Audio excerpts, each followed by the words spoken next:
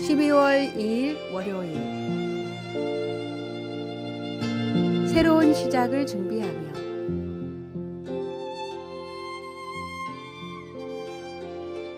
(12월이) 되면 우리는 자연스레 한 해를 돌아보고 다가올 새해를 준비하게 됩니다. 연말은 단순히 한 해가 끝나는 시간이 아니라 새로운 시작의 문턱입니다. 지나온 시간은 우리의 발자취를 돌아보게 하고 앞으로의 시간을 계획하며 마음을 새롭게 하는 기회를 줍니다. 다산 정약용 선생은 주변의 말에 흔들리지 말고 하늘의 뜻을 따르라고 했습니다. 연말은 우리의 욕심이나 실망으로 흔들리는 마음을 다잡고 하나님께서 주신 천명, 즉 삶의 방향을 다시 바라볼 시간입니다. 새해 달력이 조심스레 얼굴을 내미는 이 시점, 우리는 작은 변화부터 큰 도전까지 어떤 선택을 할지 묵상하게 됩니다. 시인 타골의 기도는 우리에게 깊은 울림을 줍니다. 험한 것들을 두려워하지 말게 하소서.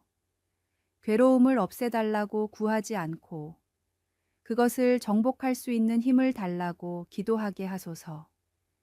우리의 기도는 단순히 문제 해결을 구하는 것이 아니라 새로운 힘과 실력을 구하는 시간이 되어야 합니다. 지나간 실패나 이루지 못한 목표는 연말의 끝자락에서 우리를 낙담하게 할지 모르지만 하나님의 은혜는 항상 새로운 시작을 허락하십니다. 이제 한 해의 마지막을 맞아 작은 벽돌 하나씩 쌓아가며 아름다운 목표를 그려보십시오. 지나온 상처와 두려움조차 우리를 더 강하게 만들 수 있습니다. 연말은 끝이 아니라 다시 한번 꿈을 꾸고 도전하는 새로운 시작의 초대장입니다. 오늘의 말씀. 내 길을 여호와께 맡기라. 그를 의지하면 그가 이루시고 내 의를 빛같이 나타내시며 내 공의를 정오에 빛같이 하시리로다. 오늘의 만나. 새로운 시작의 문턱에서 주님께 나의 모든 계획과 마음을 내려놓고 기도합시다. 주님의 손 안에서 우리의 내일은 언제나 소망으로 채워질 것입니다.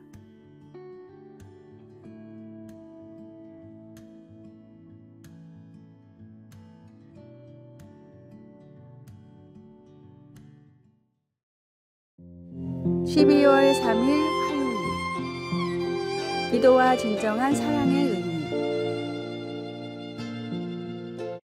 한 아버지가 있었습니다. 그는 부모와의 갈등으로 집을 떠난 아들이 마약을 복용하고 집을 나간 뒤에는 마약 밀매까지 하고 있다는 사실을 알게 되었습니다. 그의 소원은 두 가지였습니다. 아들이 집으로 돌아오는 것과 체포되지 않는 것이었습니다. 매일 밤 아들의 안전을 위해 간절히 기도하며 어떻게든 그를 설득해 집으로 돌아오게 하려 노력했습니다. 그러나 어느 날 기도 중에 그는 자신의 기도가 이기적임을 깨달았습니다. 아들의 죄를 덮어주는 것이 아니라 진정으로 그를 죄에서 구할 수 있는 길이 필요하다는 것을 알게 된 것입니다. 그는 하나님의 뜻에 순종하며 기도했습니다. 주님, 아들을 구하기 위해 체포가 필요하다면 기꺼이 받아들이겠습니다. 결국 그의 아들은 마약 소지로 체포되었지만 그것이 회복의 시작이 되었습니다. 아들은 죗값을 치른 후 새 사람이 되었고 부자는 정상적인 관계를 회복했습니다. 이 이야기에서 우리는 중요한 교훈을 배울 수 있습니다. 때로 우리의 기도는 하나님의 뜻이 아닌 우리 자신의 두려움과 욕심에서 비롯됩니다. 그러나 진정한 사랑은 상대방의 궁극적인 선을 위해 어려운 선택을 받아들일 수 있는 용기를 요구합니다. 우리는 종종 당장의 편안함과 안전을 구하지만 하나님은 더 큰 계획을 이루시고자 합니다. 진정한 기도는 우리의 뜻이 아닌 하나님의 지혜를 신뢰하며 그분의 뜻을 구하는 데서 시작됩니다. 하나님은 우리의 눈물을 외면하지 않으시며 고통 속에서도 사랑과 회복을 이루시는 분이십니다. 오늘의 말씀. 여호와여, 주께서 주의 종을 위하여 주의 뜻대로 이 모든 큰 일을 행하사 이 모든 큰 일을 알게 하셨나이다. 오늘의 만나. 오늘 하루 동안 내가 하는 기도나 소망이 진정 상대방을 위한 것인지 아니면 나의 욕심은 아닌지 생각해 봅시다.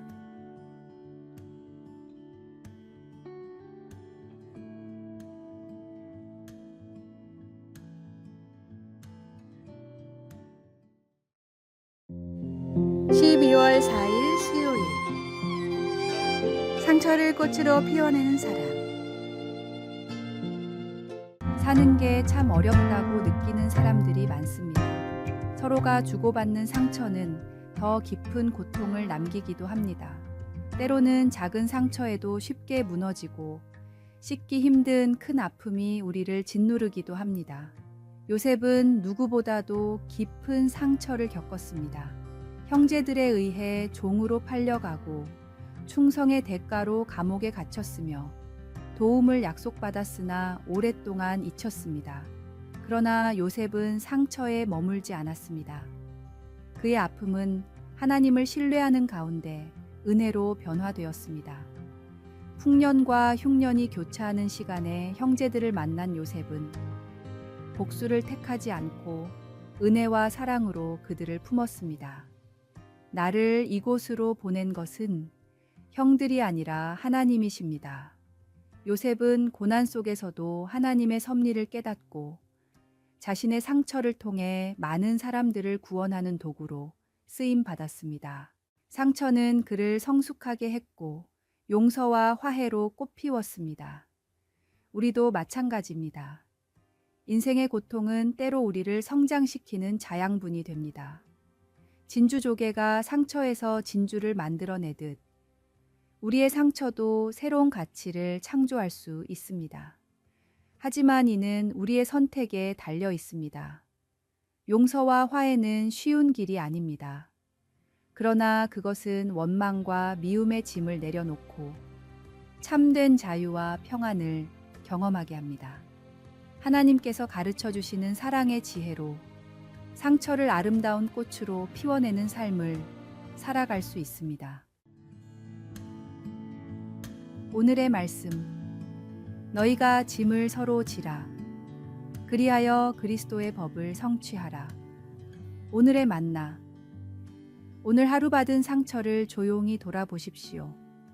그 상처가 단순한 아픔에 머물지 않고 당신을 더 성숙하게 만드는 자양분이 될 수 있도록 진지하게 묵상해 보는 시간이 되시길 바랍니다.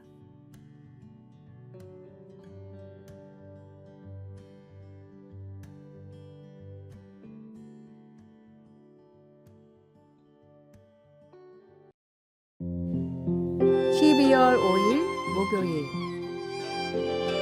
고물과 보물은 위치의 문제. 브라운관 TV가 고물상에 있으면 고물, 백남준에게 있으면 보물, 마이클 조던은 야구계에 있을 땐 고물, 농구계에 있을 땐 보물. 고물과 보물은 위치에 따라 달라진다. 당신은 어디에 있을 때 보물입니까? 이창현 작가의 도서 내 마음속에 울림에 나오는 구절입니다. 인간이 어느 위치에 있는가에 따라 인생의 모습이 결정된다는 것입니다. 누구나 자신만의 재능과 가치를 가지고 있지만 그것이 빛을 발하는 때와 장소가 있습니다. 인간의 본질은 문제되지 않습니다. 우리 모두는 죄인입니다. 의인은 없습니다. 다만 본질이 죄인인 사람이 어디에 있느냐에 따라 우리의 삶이 좌우됩니다. 우리의 몸이 정욕을 따르는 자리에 있는지, 아니면 하나님의 말씀이 있는 예배의 자리에 있는지 보아야 합니다. 우리의 신앙도 마찬가지입니다. 신앙생활은 복잡하지 않습니다. 하나님의 말씀이 솟아나는 예배의 자리에 머무는 것이 그 핵심입니다. 우리의 마음과 가치관을 어디에 두느냐가 삶의 열매를 결정합니다. 때로 우리는 자신의 가치를 의심합니다. 하지만 모든 사람은 저마다 고유한 재능과 사명이 있습니다. 중요한 것은 그것을 빛낼 수 있는 자리를 찾아가는 용기와 지혜입니다. 올바른 위치는 단순한 장소가 아니라 우리의 마음가짐과 삶의 방향성임을 기억합시다.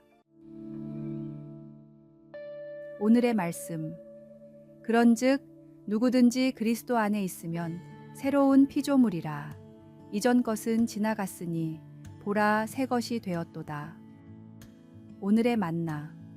오늘 하루 자신이 진정으로 빛날 수 있는 자리가 어디인지 깊이 생각해보고 그곳을 향해 한 걸음 내딛는 구체적인 계획을 세워보시기 바랍니다.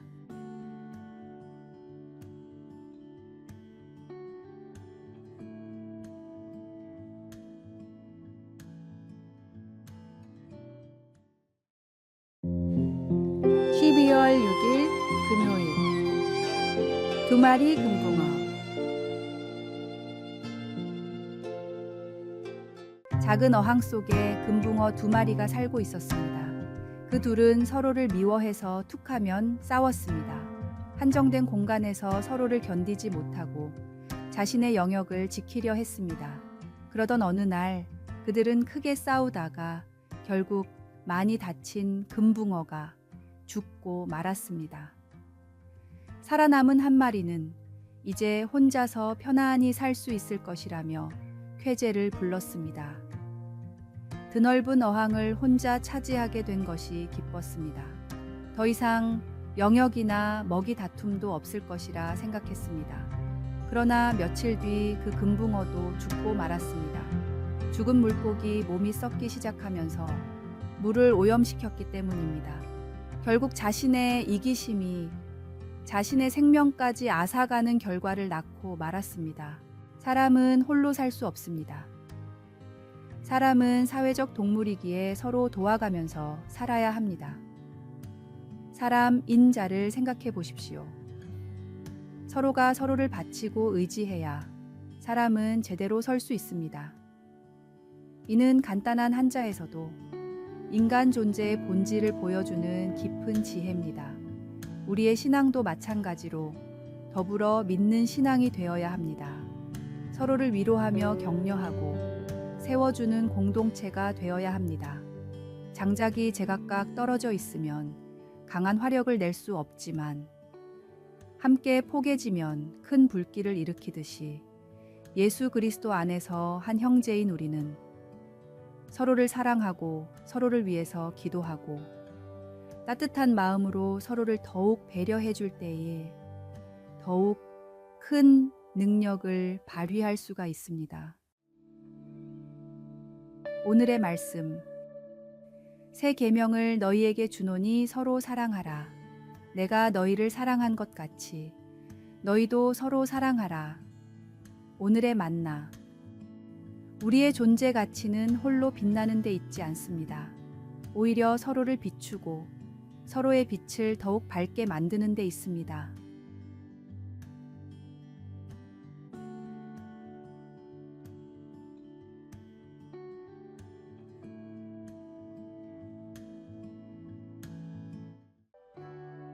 아래의 빨간색 글자 구독을 누르시어 더 많은 전도의 열매를 맺으시기를 기도합니다.